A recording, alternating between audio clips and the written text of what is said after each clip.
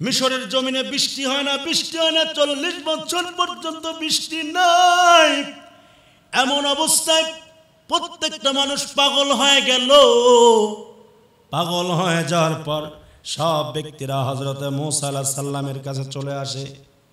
সবাই জানে মূসার পয়গম্বরের খোদাই বৃষ্টি দিতে পারে, আর কেউ বৃষ্টি দিতে পারবে না, কারণ এই ক্ষমতা কারোর নাই। ফেরাউন তো এটা 2 নাম্বার খোদা, এটা 1 নাম্বার খোদা না। 1 নাম্বার খোদা হলেন আমার আল্লাহ। উনি জোর জুলুম করে খোদা দাবি করছে। তাসবির কায়দায় লেখা যে আনা রাব্বুকুমুল আলা, এই আনা টানা মানা, এই জন্য আমরা বলি আনা রাব্বুকুমুল আলা। আর ফেরাউন বলছিল আনা রাব্বুকুমুল আলা, আমি বড় খোদা, এইরকম দাবি করছে। কিন্তু দাবি করে লাভ নাই, আল্লাহ তাআলার কাছে বৃষ্টি যায়, কারণ বৃষ্টি হয় না। জমিনে যদি বৃষ্টি না হয় ফসলও হবে না, মানুষও পানি পাবে না, ক্ষেত খামার হবে না, পশু পাখিরা পাগল হয়ে গেছে, কেমন করে চলবে? জমিনে 1 ফোঁটা পর্যন্ত পানি নাই। আল্লাহ পাক রব্বুল আলামিন সবাই আল্লাহর কাছে দোয়া করার জন্য সব ব্যক্তি মূসা আলাইহিস সালামের কাছে রওনা হয়ে গেল। মূসা আলাইহিস সালামের কাছে রওনা হয়ে যাওয়ার পরে মূসা আলাইহিস সালাম আল্লাহ তাআলার কাছে দোয়া করার জন্য মরুভূমির মধ্যে সকলে রেডি হয়ে গেল। মূসা আলাইহিস সালাম মিশরের সমস্ত লোক মিলে দোয়া করতেছে। পয়গম্বর মূসা আলাইহিস সালাম ওই জায়গায় উপস্থিত। পয়গম্বর সুলাইমান আলাইহিস সালাম আল্লাহ তাআলার কাছে দোয়া করার জন্য হাত উঠায় ফেললেন।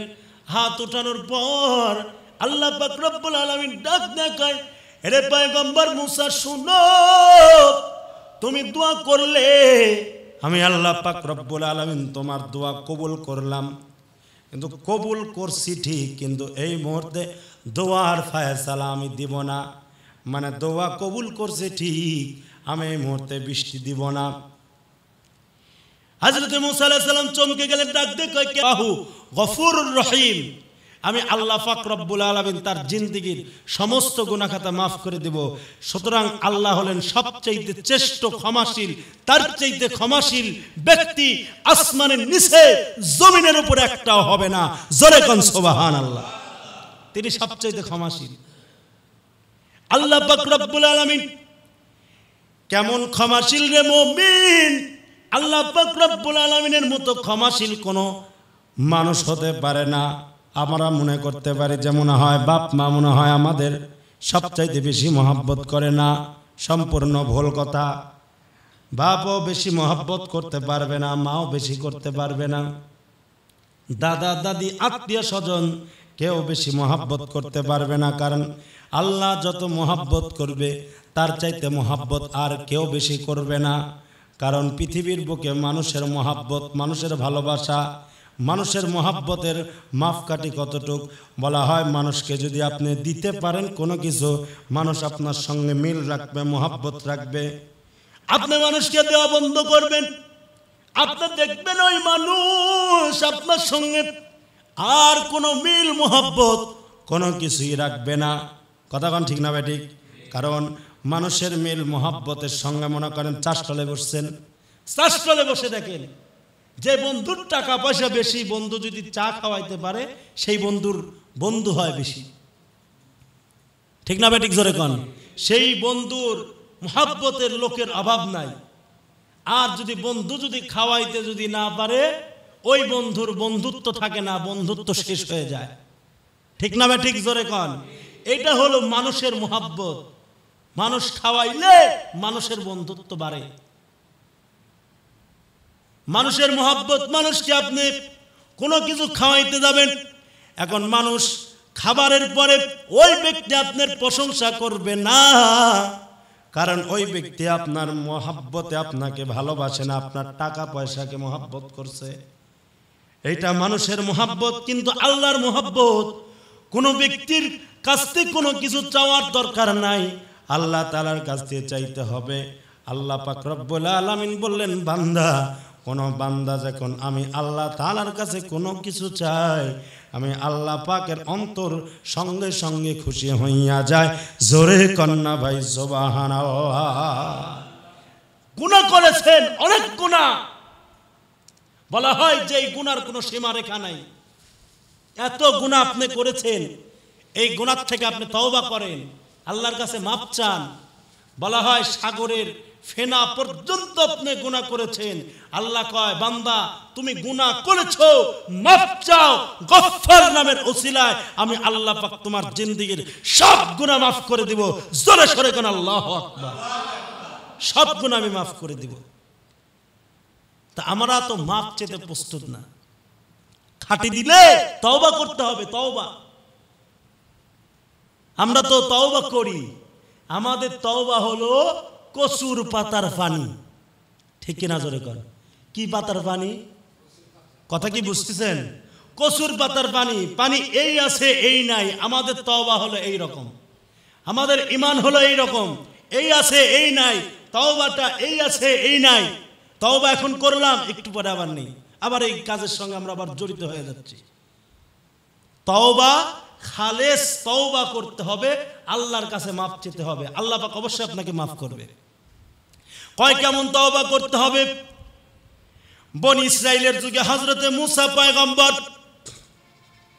তিনি এমন একজন পয়গম্বর ছিল, এই মূসা পয়গম্বর আল্লাহ তাআলার কাছে দোয়া করলেন, মাবুদ পৃথিবীর মধ্যে আমি শ্রেষ্ঠ একজন গুনাহগার বান্দাকে দেখতে চাই, যার আমলনামায় কোনো গুনাহ নাই, এই রকম একটা বান্দাকে দেখতে চাই। আল্লাহ পাক রব্বুল আলামিন বলেন তোমাকে দেখাবো।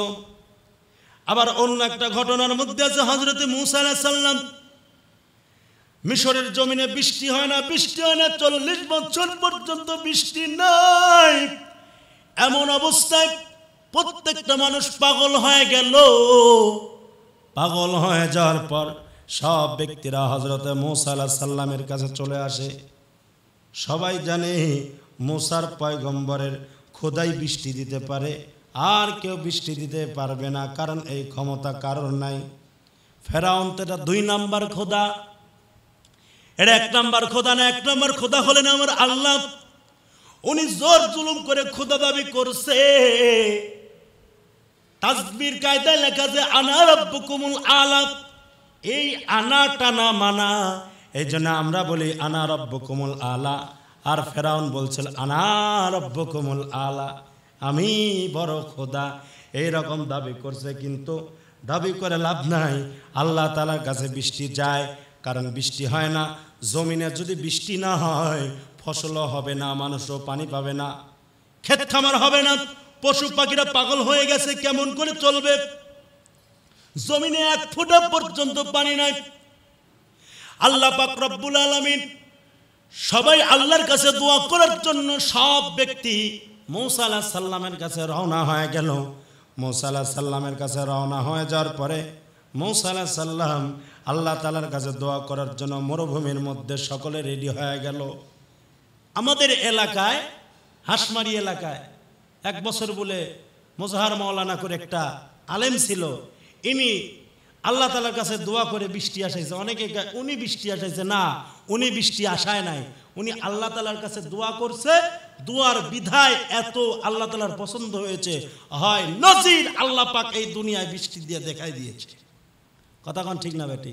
কিছু কিছু লোকের চোখ, কিছু কিছু লোকের মুখ, কিছু কিছু লোকের হাত, এগুলা করে বেশি, হাতে কাজ করে বেশি, চোখে দেখে বেশি, মুখে বেশি বলে, চোখ কান দিয়ে বেশি বেশি শুনে, কয় যে সমস্ত কথাগুলো অন্য কেউ শুনতে পায় না, ওই ব্যক্তিগুলো শুনতে পায়।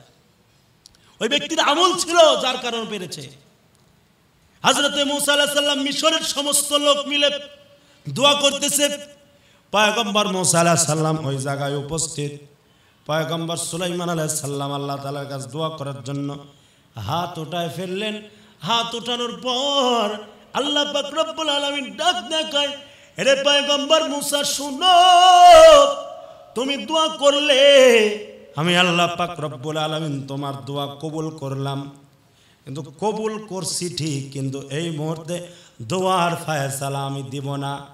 মানে দোয়া কবুল করছে ঠিক, আমি এই মুহূর্তে বৃষ্টি দিব না। হযরত মূসা আলাইহিস সালাম চমকে গেলেন, ডাক দিয়ে কয়, কেন আল্লাহ তা কেন দিবেন না? দোয়া কবুল করছেন, এখন তো দেওয়ার কথা। কয় না, আমি এই মুহূর্তে এখন দিতে পারবো না, আমি এই মুহূর্তে এখন দিব না। হযরত মুসা আলাইহিস সালাম জেদি ছিলেন, আবার আল্লাহ তাআলার কাছে প্রশ্ন করলেন। আল্লাহ পাক রব্বুল আলামিন ডাক দেখায়, ও মুসা, ওই মজলিসের মধ্যে 40 বছর পর্যন্ত জিনা করেছে এমন একটা ব্যক্তি বসে আছে, ওই ব্যক্তির জন্য আমি বৃষ্টি দিব না। হযরত মুসা আলাইহিস সালাম তো জানে না। আপনারা বলেন তো, গায়েবের খবর কার কাছে? আরো জোরে কন। দুনিয়ার কোনো মানুষ জানে? আরো জোরে কন। আল্লাহ পাক রব্বুল আলামিন পবিত্র কালামুল্লাহ শরীফের মধ্যে বললেন, কুল্লা ইয়ালামু মা ফিস সামাওয়াতি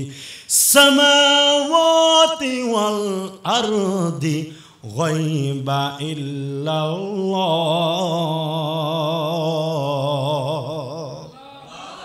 আল্লাহ পাক রব্বুল আলামিন পবিত্র কালামুল্লাহ শরীফের মধ্যে বললেন, ও দুনিয়ার জমিনের মানুষ শুনো, আল্লাহ পাক রব্বুল আলামিন ডাক দেয়া কয় যে দুনিয়ার কেউ গায়েব জানে না, গায়েব জানে একমাত্র আল্লাহ।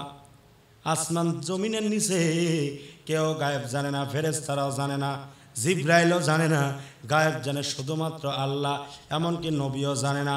আল্লাহ পাক রব্বুল আলামিন বললেন, আলিমুল গায়বি ওয়াশ শাহাদাতি হুয়ার রহমানুর রহিম।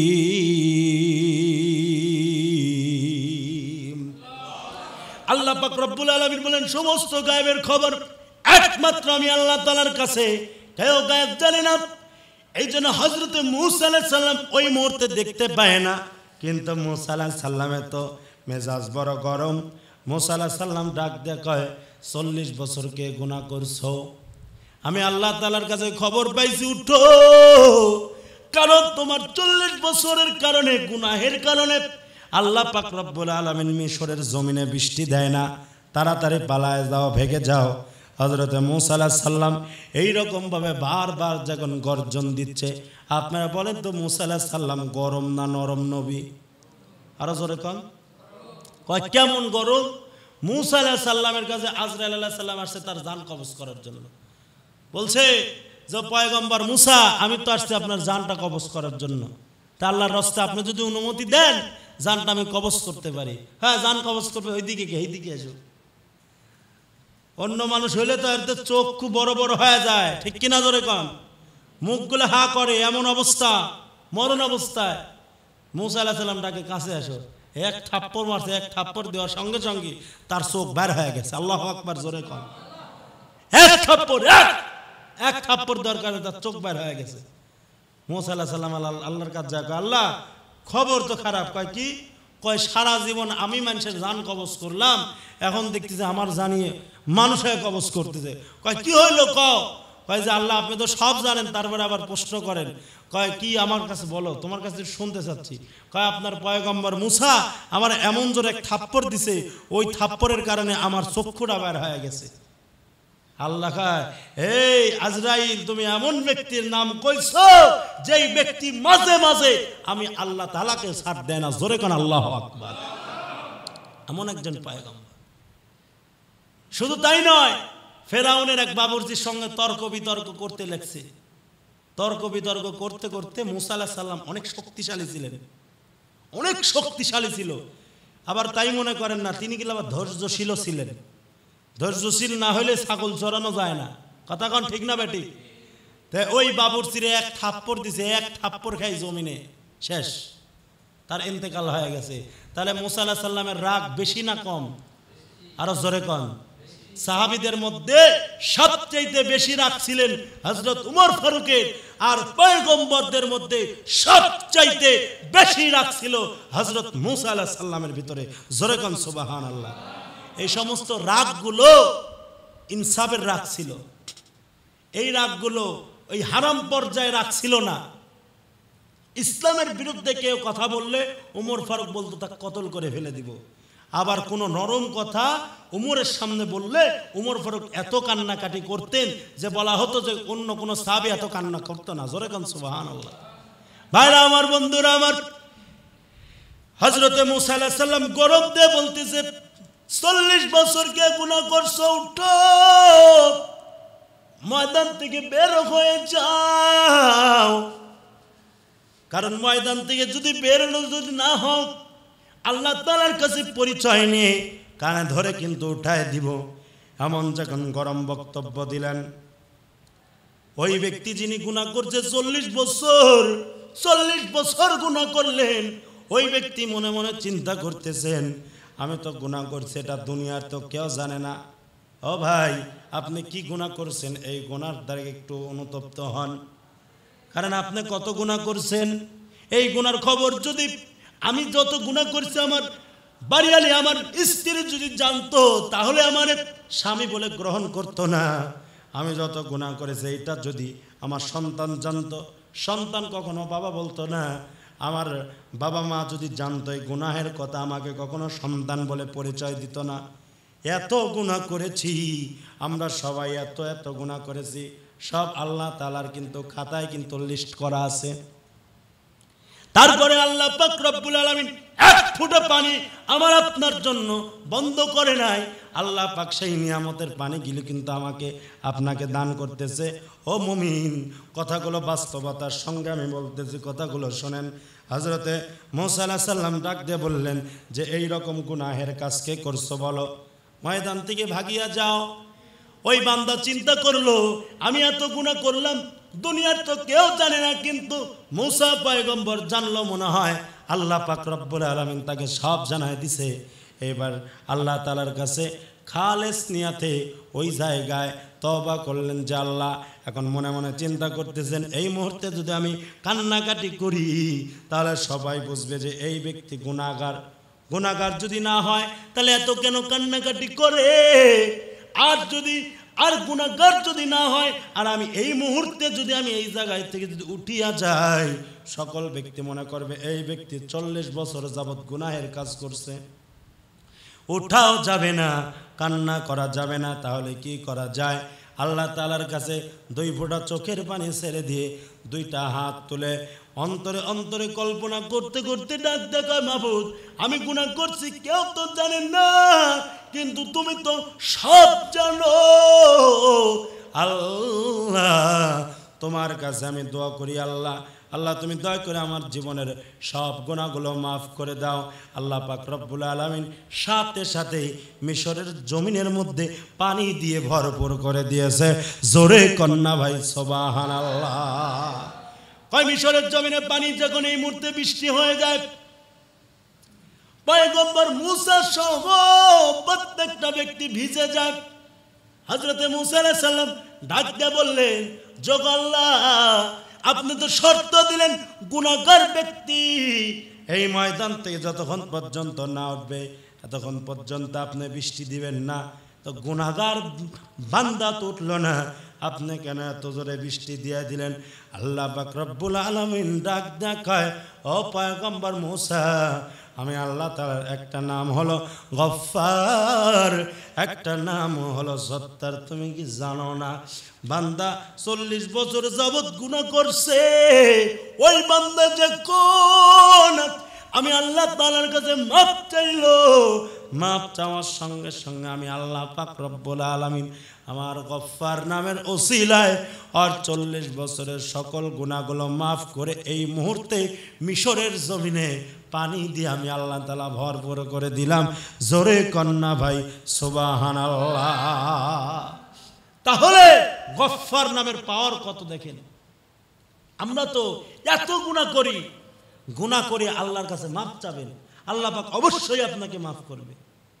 মুসলমান ভাইরা আমার, যত সুন্নাতের বিষয় আমলগুলো নিয়ে আলোচনা করতেছিলাম, আয়াতটার এক্সাম্পলটা না দিলে অসম্পূর্ণ থাকতো। এজন্য আমি আপনাদের সামনে আয়াতটা নিয়েছি সুন্নাতের বিষয়। রাসূল বলেছেন, মান আহাব্বা সুন্নতি ফাকাদ আহাব্বানি ওয়া মান আহাব্বানি কানা মাই ফিল জান্নাহ। রাসূলের সুন্নাত মানা দরকার আছে না নাই? আরো জোরে কম, আরো জোরে কম। টুপি না পরলে ক্ষতি কি? আমি যদি বলি টুপি পরলে ক্ষতি কি? কথা কোন ঠিক কিনা? দাড়ি না রাখলে ক্ষতি কি? আমি যদি বলি দাড়ি রাখলে ক্ষতি কি? জুব্বা না পরলে ক্ষতি কি? আমি যদি বলি পরলে ক্ষতি কি? আরে নবীজির একটা সুন্নাত যদি আপনি বাস্তবায়ন করতে পারেন, হতে পারে আল্লাহ পাক ওই উসিলাতে আমাকে আপনাকে মাফ করতে পারে। আল্লাহর ক্ষমতা আছে না নাই? আরো জোরে কোন আছে। আল্লাহ তাআলা অবশ্যই আমাকে আপনাকে মাফ করতে পারে। নবীজির সুন্নাহ, আমি তো কোরআন হাদিস যতটুকু গবেষণা আল্লাহ তাআলা আমার ছোট্ট মেমোরি দিয়ে করার তৌফিক দিয়েছে, আমি তো মনে করি যে হাদিস যদি পড়ি তাহলে তো নবীজির সুন্নাত মানা প্রত্যেকটা মুসলমানের জন্য ওয়াজিবের কায়দা। আপনারা বলবেন কি কারণে ওয়াজিব হয়ে গেল? আরে নবীজির সুন্নাত মানলে, নবীজির সুন্নাত অনুসরণ করলে নবীজির সঙ্গে জান্নাতে যাওয়া যাবে। নবীজির সুন্নাত যদি আপনি অনুসরণ করেন নবীকে মানা হবে, আর নবীর সুন্নাত যদি আপনি না মানেন নবীকেই আপনার মানা হবে না, আর নবীকে যদি আপনি না মানেন আল্লাহকে মানা হবে না, আর আল্লাহকে না মানলে তো আপনি বেঈমান। ঠিক না ব্যাটিক জোরে কোন? আল্লাহকে না মানলে তার কি ঈমান আছে? তার ঈমান থাকলো না। আপনি নামাজ কালাম পড়ে কি করবেন? আপনি নবীদের সুন্নাতকেই আপনি অস্বীকার করেন। টুপি না পড়লে ক্ষতি কি? টুপি পড়লে ক্ষতি কি? আল্লাহ রসুল তো সুন্নাতের জন্য এত কিছু করেছে। সাহাবায়ে কেরামেরা তো সুন্নাত কি ছেড়ে দিয়েছে নাকি অনুসরণ করেছে? আরো জোরে কোন? সাহাবায়ে কেরাম তো ছাড়ে নাই। একটা সাহাবীর দেখান তো, যে এই সাহাবীর দাড়ি রাখে নাই, এরকম একটা সাহাবী দেখাইতে পারবেন কেউ? যে সাহাবী দাড়ি কেটেছে দেখাইতে পারবেন কেউ? কেউ দেখাইতে পারবেন না। একটা সাহাবী মাথায় টুপি পরে নাই, এই রকম গ্যারান্টি কেউ দিতে পারবেন না। একটা সাহাবী ঢিলা ঢালা পোশাক পরে নাই, এই রকম দেখাইতে কেউ পারবেন না। নবীদের সুন্নাত অনুসরণ করতে হবে। সুন্নাত অনুসরণ করলে নবীর সঙ্গে জান্নাত। জোরে কোন সুবহানাল্লাহ। জান্নাতটা দিবেন কে? নাকি মানুষ দিবে? জান্নাত তো আল্লাহ তৈয়ার করছে বান্দাদের জন্য, কিন্তু আমরা বান্দা হয়ে জান্নাতকে আমরা পছন্দ করতেছি না, জান্নাতের কাজ করতেছি না। সকলে কয় জান্নাত চাই, জান্নাত চাই, কিন্তু জান্নাতের কোনো কাজ নাই। ঠিক কিনা জোরে কোন? জান্নাত সকলেই চায়, জান্নাতের কাজ করতে রাজি না। দুনিয়ার জমিনে এক ব্যক্তির কাজ করলেন, ওই ব্যক্তি আপনাকে বেতন দিবে। কি কথা ঠিক না ব্যাটিক জোরে কোন? এখন যদি আপনি এই ব্যক্তির কাজ না করে যদি আপনি অন্য জনের কাজ করেন, তাহলে এই ব্যক্তি কি আপনাকে বেতন দিবে? হাজিরা দিবে? তাহলে জমিনটা কার? আরো জোরে কোন? জমিনটা যদি আল্লাহর হয়, আপনি আল্লাহর হুকুম নবীর তরিকা না মানলে কি আল্লাহ জান্নাত দিবে? আমরা যদি শয়তানের হুকুম মানে জান্নাত তো পাবো না। শয়তান আমাদের প্রকাশ্য দুশমন। কি দুশমন জোরে কোন? কি দুশমন? আরো জোরে কোন? প্রকাশ্য দুশমন। আল্লাহ পাক রব্বুল আলামিন বললেন, উদখুলু ফিস সিলমি কাফা ওয়া লা তাত্তাবিউ খুতুওয়াতিশ শাইতান ইন্নাহুম লাকুম আদুব্বুম মুবিন।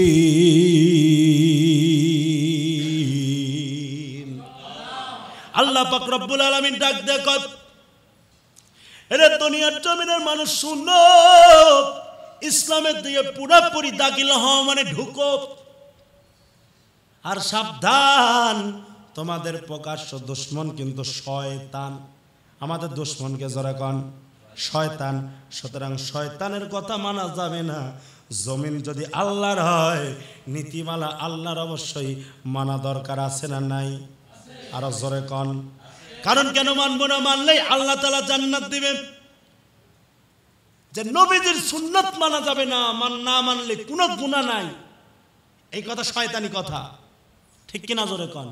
এই কথা কি কথা? শয়তানি কথা। নবীজির দাড়ি না রাখলে কোনো অসুবিধা নাই, এই কথা শয়তানি কথা।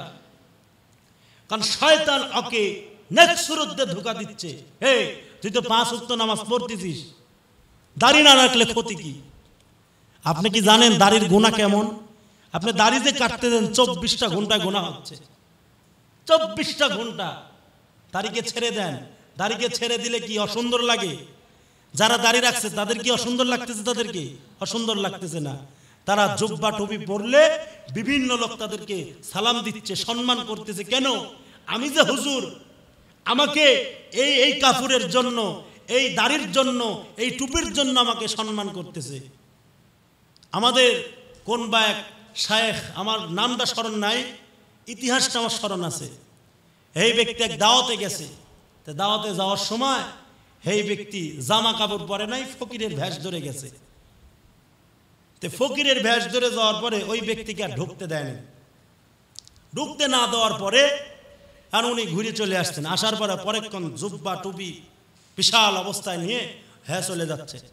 যাওয়ার পরে এই হুজুর হুজুর আসেন আসেন স্বাগতম জানায়, তারা ভিতরে ঢুকাইছে। ঢোকানোর পরে এখন খাবার দাবার দিচ্ছে, দামি দামি খাবার দিচ্ছে।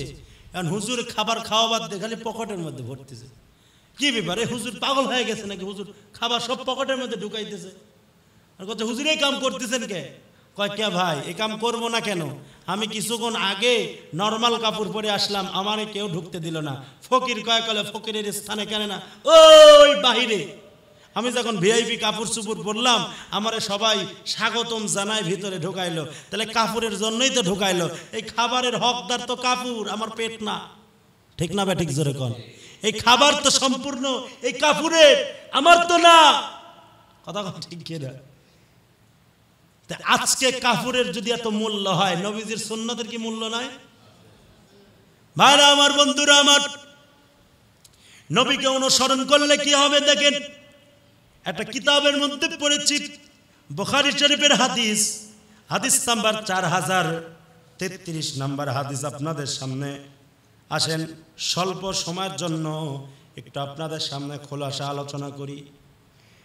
রাসূলুল্লাহ সাল্লাল্লাহু আলাইহি ওয়াসাল্লাম নজদের দিকে একটি দল পাঠায় দিলেন, সৈন্য দল পাঠায় দিল। ওই সৈন্য দলগুলো জিহাদের ময়দানে গিয়ে যুদ্ধ করার উদ্দেশ্যে যাওয়ার সময় হঠাৎ করে তাদের মধ্যে একজন ব্যক্তির নাম হলেন হযরত সুমামা। কিন্তু সুমামা ছিলেন একজন বেঈমান, সুমামা ছিলেন কাফের। সেই সময় হযরত সুমামা এমন তো অবস্থায় তাদেরকে ধরে নিয়ে আসলো। ধরে নিয়ে আসার পর মসজিদে নববীর সামনে তাকে খুঁটির সঙ্গে পিঠ মোড়া দিয়ে বান্ধা হলো। পেট মোড়া দিয়ে বান্ধার পর হযরত সুমামা রাদিয়াল্লাহু তাআলা আনহুকে বিশ্বনবী মুহাম্মদুর রাসূলুল্লাহ সাল্লাল্লাহু আলাইহি ওয়াসাল্লাম প্রশ্ন করলেন, সুমামা, তুমি তোমার ধারণা কি হচ্ছে, তুমি এখন বলো। এবার সঙ্গে সঙ্গে হযরত সুমামা ডাক দিয়ে কয়, আল্লাহর রাসূল, আপনি যদি এই মুহূর্তে আমাকে যদি আপনি হত্যা করেন, তাহলে অবশ্যই আপনি আমাকে হত্যা করে ফেলতে পারেন। আর এই মুহূর্তে যদি আপনি আমাকে ছেড়ে দেন, তাহলে আপনি আমার উপরে দয়া করলেন, কৃতজ্ঞতা আপনি জানায় দিলেন। আর যদি আপনি এই মুহূর্তে যদি আমার কাছ থেকে কোনো সম্পদ চান, যা চাবেন আমি আপনাকে তাই উপহার দিয়ে দেব। যত টাকা চান সমস্ত টাকা আমি আপনাকে উপহার দেওয়া হবে। আমার টাকা পয়সার কোনো কিছুর অভাব নাই। আপনারা বলেন তো, নবীরজির কি কোনো অভাব আছে? টাকা পয়সার আল্লাহর কাছ থেকে চাবে আর পাবে। কথা কোন ঠিক না ভাই? ঠিক। নবীজির মধ্যে কোনো লোভ নাই, বিন্দু পর্যন্ত লোভ নাই। আমার আপনার মধ্যে অনেক লোভ, অনেক লোভ। মসজিদের চাকরি যদি এই মসজিদ থেকে ৫,০০০ টাকা বেতন, অন্য মসজিদে যদি কয় আমার মসজিদে আসেন ৭,০০০ টাকা দেবেন, লাভ দিয়ে দৌড় মেরে যাবো। এটাই তো বাস্তব কথা, ঠিক কি না জোরে কন? এটাই বাস্তব। এটা আমি হুজুরকে দিয়েই বললাম, অন্যজনকে আমি দিয়ে এক্সাম্পল দিলাম না। তাহলে বোঝা গেল টাকার লোভ আমার ভিতরও আছে না নাই? কিন্তু নবীজির মধ্যে কি ছিল? সাহাবায়ে কেরামদের মধ্যে কি ছিল? তাদের মধ্যে বিন্দুপাত পর্যন্ত লোভ ছিল না। আরে তারা তো কোটি কোটি টাকা পয়সার অফার পেয়েছে, তারপরেও এক সেকেন্ডের জন্য ঈমান ছাড়ে নাই, আল্লাহ ছাড়ে নাই, নবী ছাড়ে নাই। সর্বসময় আল্লাহর উপরই ভরসা করেছে। জোরে কোন সুবহানাল্লাহ। মুসলমান ভাইরা আমার, বিশ্বনবী মুহাম্মদুর রাসূলুল্লাহ সাল্লাল্লাহু আলাইহি ওয়াসাল্লাম চলে গেলেন। পরের দিন আবার আল্লাহ রাসূল এসে আবার সুমামাকে প্রশ্ন করলেন, আয় সুমামা, তোমার মনে কি হইতেছে বললো। হযরত সুমামা ডাক দিয়ে বললেন যে, ইয়া রাসূলুল্লাহ, আমি তো পূর্বের কথা এখনো বলতেছি, পূর্বে যা বলছি এটাই সত্য। আল্লাহ রাসূল আবার চলে গেলেন। তৃতীয় দিন আবার নবীজি আসলো। ভাই রাগ করতেছেন, সময় অল্প সময়ের মধ্যে শেষ করে দেব ইনশাআল্লাহ। কথা যত বলতেছি আর কি, কথাটা শেষ করি আর কি। হযরত সুমামা রাদিয়াল্লাহু তাআলা আনহু দ্বিতীয় দিন সুমামার কাছ থেকে নবীজি চলে গেল। তৃতীয় দিন আবার এসে আল্লাহ রাসূল সাল্লাল্লাহু আলাইহি ওয়াসাল্লাম সুমামাকে ডাক দেখায়, ও সুমামা, তোমার মনে কি হইতেছে? সুমামা ডাক দিয়ে বলেন, ইয়া রাসূলুল্লাহ, আমার মনে হইতেছে আপনি যদি এই মুহূর্তে যদি আমাকে হত্যা করে ফেলেন তাহলে আপনি একটা জুলুমকারীকে হত্যা করলেন, আর যদি আপনি এই মুহূর্তে আমাকে যদি ছেড়ে দেন তাহলে আপনি আমার প্রতি ইনসাফ করলেন, আর যদি আপনি আমার কাছে টাকা চান, পয়সা চান, ধন চান, সম্পদ চান, আমি আপনাকে দিয়ে দিব। আল্লাহ রাসূল বললেন, ও সাহাবীরা, তোমরা কি ছেড়ে দাও। আল্লাহ রাসূল সাল্লাল্লাহু আলাইহি ওয়াসাল্লামের দয়া দেখে সাহাবায়ে কেরামেরা অবাক। আপনারা বলেন তো নবীজি রহমত কিনা? পাক রব্বুল আলামিন আমার নবীকে রহমত স্বরূপ করে দুনিয়াতে পাঠিয়েছেন। তিনি জিনের জন্য রহমত, মানুষের জন্য রহমত, পশু পাখির জন্য রহমত, সবার জন্য আমার আপনার নবী রহমত। জোরে কন্যা ভাই সুবহানাল্লাহ। আল্লাহ রাসূল সাল্লাল্লাহু আলাইহি ওয়াসাল্লাম এইবার তাকে ছেড়ে দেওয়া হলো। ছেড়ে দেওয়ার পর বিশ্বনবী মুহাম্মদুর রাসূলুল্লাহ সাল্লাল্লাহু আলাইহি ওয়াসাল্লাম এইবার ডাক দিয়ে বললেন, যাও, তোমাকে আমি ছেড়ে দিলাম। সাহাবায়ে কেরামেরা ডাক দিয়ে বলেন, ইয়া রাসূলুল্লাহ, এ তো অনেক ক্ষতি করেছে ইসলামের, আপনাকে কেন ছেড়ে দিচ্ছেন? রাসূল বললেন, না না না, তাকে ছেড়ে দাও। তাকে ছেড়ে দেওয়া হলো। বিশ্বনবী মুহাম্মদুর রাসূলুল্লাহ সাল্লাল্লাহু আলাইহি ওয়াসাল্লাম মসজিদের মধ্যে গেলেন। মসজিদের মধ্যে যাওয়ার পরে আল্লাহ রাসূল সাল্লাল্লাহু আলাইহি ওয়াসাল্লাম এইবার ভালো করে লক্ষ্য করে দেখলো যে ওই ব্যক্তি পুনরায় মসজিদের মধ্যে আসছে।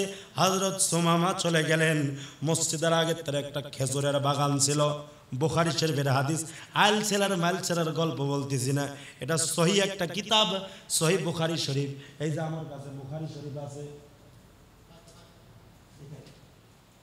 এই যে বুখারী শরীফ, সহিহুল বুখারী, এই বুখারী শরীফের হাদিস নাম্বার 4033 নম্বর হাদিস আপনাদের সামনে আমি পাঠ করেছি।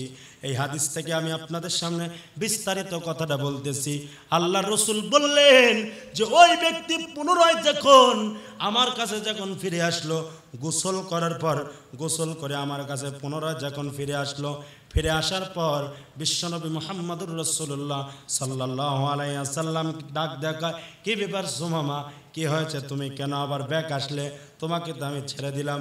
হযরত সুমামা ডাক দিয়ে বললেন, ইয়া রাসূলুল্লাহ, আমি সারা জীবন জানতাম যে মুহাম্মাদের ধর্ম একটা নিকৃষ্ট ধর্ম, মুহাম্মদ একটা ব্যক্তি খারাপ ছিল। নাউজুবিল্লাহ, জোরে কোন।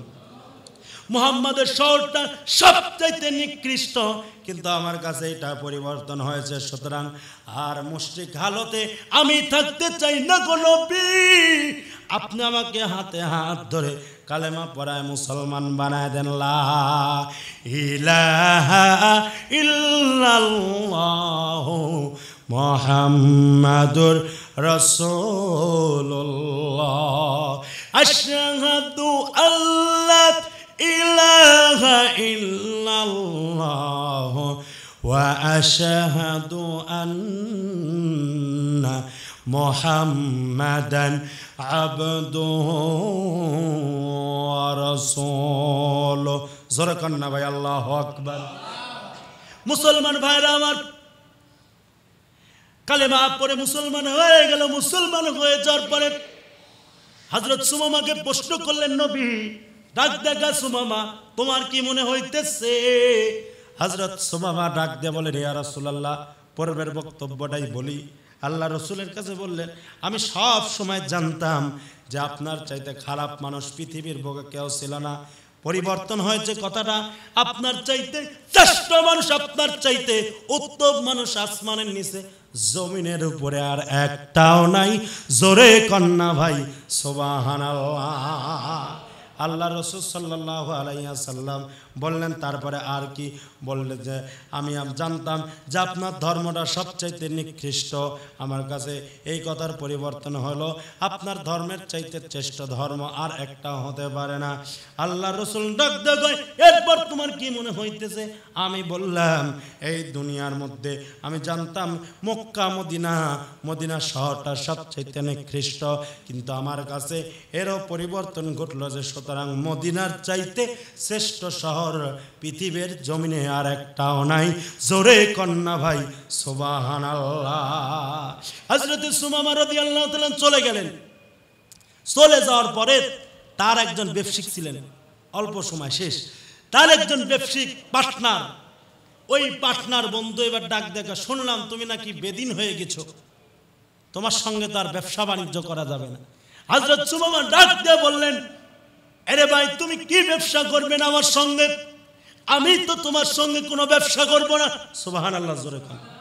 আমি তো তোমার সঙ্গে কোনো ব্যবসা বাণিজ্যের মধ্যে রাজি না, কারণ যে আমার নবীর দুশমন সে আমার দুশমন। কেউ যদি নবীর দুশমন হয় সে আল্লাহর দুশমন, সে আমার দুশমন, গোটা মুসলিম উম্মার দুশমন। সুতরাং আমার নবীর দুশমনের সঙ্গে আমার কোনো মহাব্বত নাই, তার সাথে আমার কোনো মুআমেলা মুআশারা নাই, কোনো লেনদেন নাই। তোমার সঙ্গে আমি কোনো লেনদেন করতে পারবো না। আজকের থেকে তোমার সঙ্গে লেনদেন আমার সব শেষ। আর তুমি যত ব্যবসা করার সময় আমার কাছ থেকে সুযোগ সুবিধা পাইতা, আর কোনো সুযোগ সুবিধা পাবে না।